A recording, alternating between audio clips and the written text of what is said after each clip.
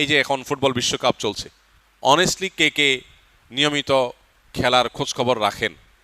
আছেন? থাক, হাত তুলে, আমরা কাউকে লজ্জা দিতে চাই না। ভাইরা আমার, ইমানদারের জীবন অনেক মূল্যবান। ইমানদারের জীবন এত সস্তা না। যাদের জীবনে সুখ শান্তি শেষ হয়ে গেছে, তাদের ডিপ্রেশন দূর করার জন্য নানান আয়োজন তাদের দরকার হয়। তারা অনেক হারামে জড়াতে হয়, মদ খেয়ে বুধ হয়ে থাকতে হয় ডিপ্রেশন দূর করার জন্য।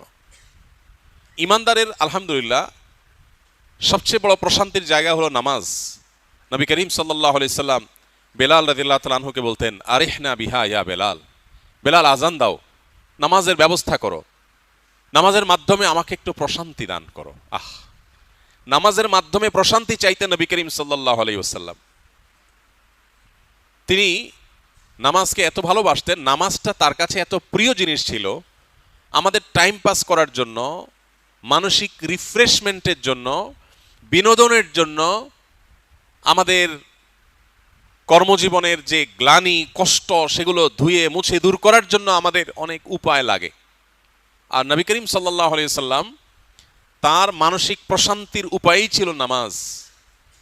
কানা ইজা হাজাবাহু আমরুন ফাজা ইলাস সালাহ। আজকাল অনেক সাইকোলজিস্টরা আপনাদেরকে পরামর্শ দিবে, তুমি ডিপ্রেশনে আছো, তাহলে ফিল্ম দেখো, পছন্দের ফিল্ম দেখো, এরকম পরামর্শ দেওয়া হয় না?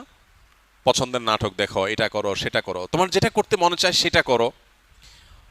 অনেক রকমের পরামর্শ মার্কেটে আছে, তাই না?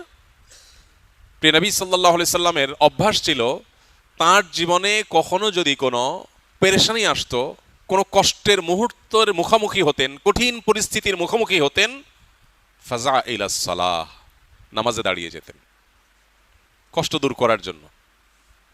কষ্ট দূর করার জন্য নামাজে দাঁড়িয়ে যেতেন। আর আমরা কষ্ট দূর করার জন্য হারামের দিকে বা নাজায়েজ কাজের দিকে, বা যে কাজ আমাকে নিশ্চিত হারামের দিকে নিয়ে যাবে সে কাজের দিকে আমরা ধাবিত হচ্ছি। আল্লাহ তাআলা আমাদেরকে বুঝার তৌফিক দান করুন।